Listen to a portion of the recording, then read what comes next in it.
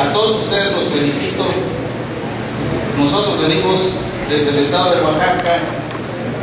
y ya está siendo una costumbre poder participar en este tipo de reuniones. Quiero felicitar a los organizadores, a la Asociación Nacional de Abogados Democráticos y particularmente al licenciado Ernesto Landeros por ese gran entusiasmo. El tema que yo abordo se refiere a la justicia en México y que está muy relacionado, muy implicado con todos los problemas que se están tratando acá. Es un problema vasto, es un problema grande que desde luego nos atañe a todos los mexicanos, y lo que tratamos es simplemente de exponer algunas situaciones que son evidentes, que todos nosotros las palpamos todos los días, que inciden directamente en contra de nosotros, sobre todo afectándonos de una manera muy grande, porque la justicia como actividad del Estado es un servicio público que se puede manipular. Se establecen por el Estado una serie de políticas, una serie de criterios al nivel más alto, y el resultado es un aparato de justicia como en México actualmente, realmente monstruoso, porque ha crecido demasiado. No tengo los datos exactos, pero debe ser mucho más de los 30,000 llamados servidores públicos. Dentro de este gran aparato de justicia, yo considero que la inmensa mayoría de este aparato de justicia, que son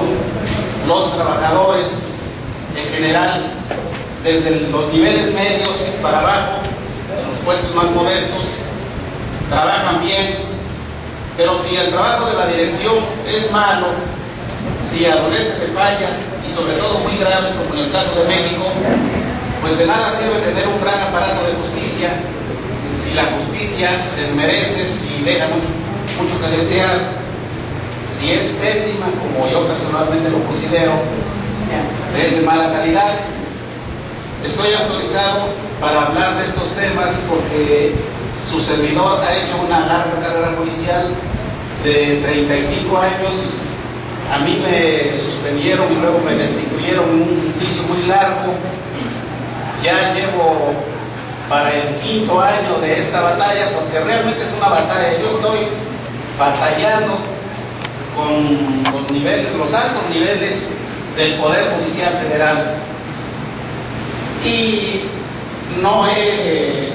desmayado en esto, esta intervención que gracias a ustedes se hace posible,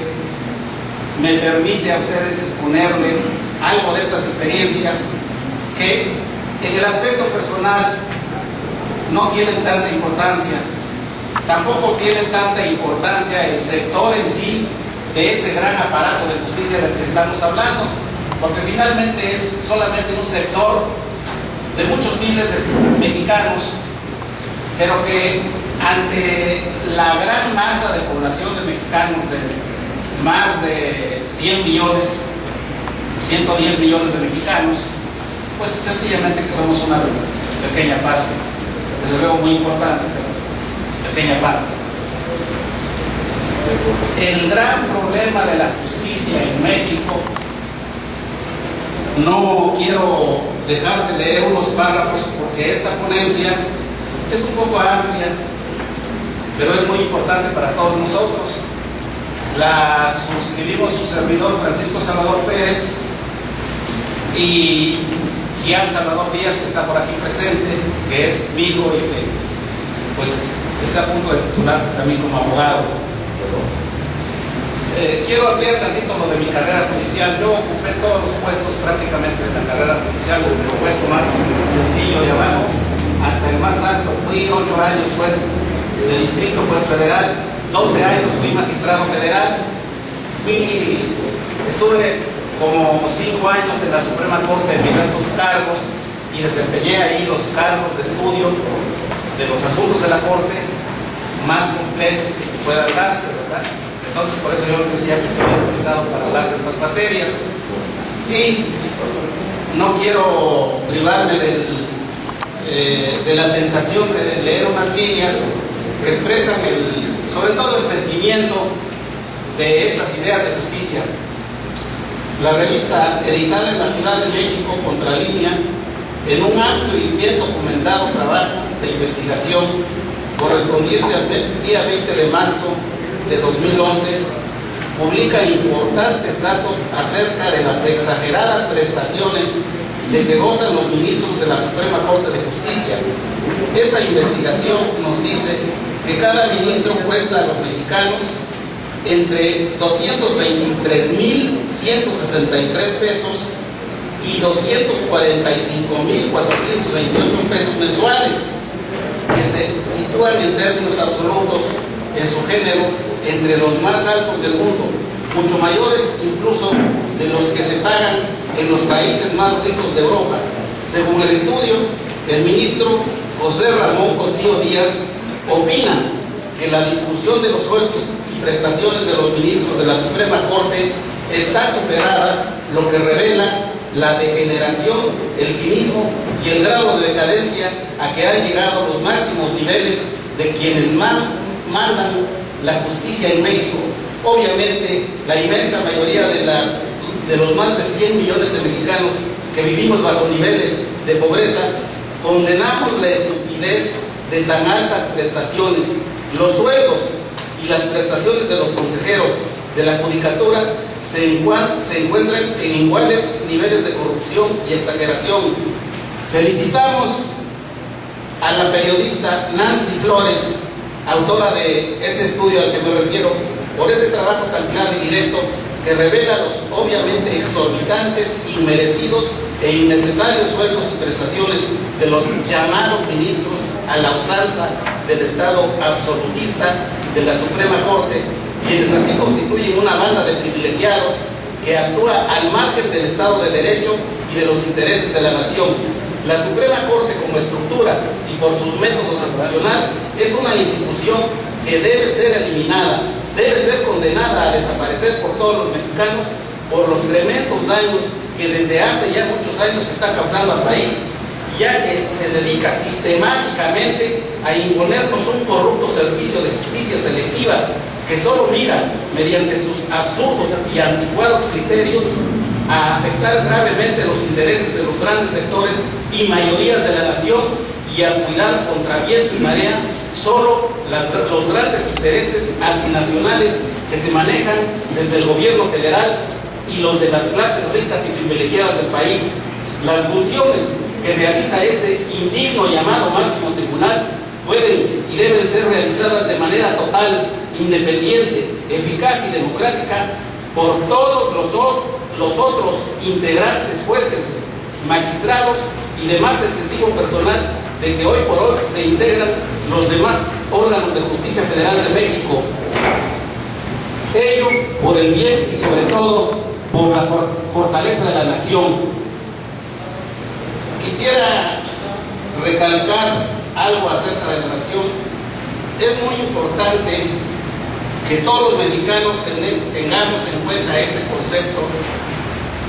moderno de las constituciones que nacieron al amparo de las grandes ideas democráticas y de renovación política a raíz de ese gran proceso histórico que concluyó con la Revolución Francesa y algo en gran medida con la línea de desarrollo histórico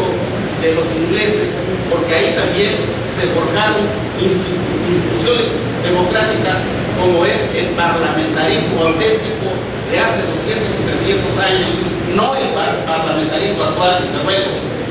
que a pesar de ser una monarquía, porque por definición una monarquía ampara un Estado absolutista y antidemocrático, y a pesar de eso Ha sido tan grande el empuje de las ideas democráticas que Inglaterra, no por gracia, no porque los ingleses sean geniales, como dicen los autores de los libros de texto, sino porque las clases bajas han ido con el correr del tiempo imponiendo una serie de políticas democráticas a ese sistema inglés. Quiero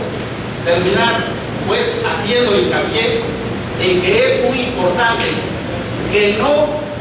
permitamos la destrucción de la nacionalidad mexicana, la destrucción del país, así como están destruyendo a Libia, lo han estado destruyendo a México por otros métodos. ¿Quiénes? Los que gobiernan de facto al mundo, esos que liderean esa globalización, ese poder de facto mundial. Entonces nosotros, el nacionalismo que estamos nosotros necesitados a practicar es un nacionalismo moderno, es el de la Constitución de 1917, no es ningún nacionalismo del siglo XVIII o del siglo XIX, en donde imperaba el absolutismo, incluso más despótico que se ha dado a la humanidad. Entonces, tenemos necesidad de ser un Estado moderno, un Estado fuerte, un Estado no solamente con todos los habitantes satisfaciendo una vida de felicidad, una vida de buenas satisfacciones, sino que tenemos que ser una potencia con todo lo que significa eso, para que verdaderamente seamos un país soberano. Eso es todo lo que les quería decir. Gracias.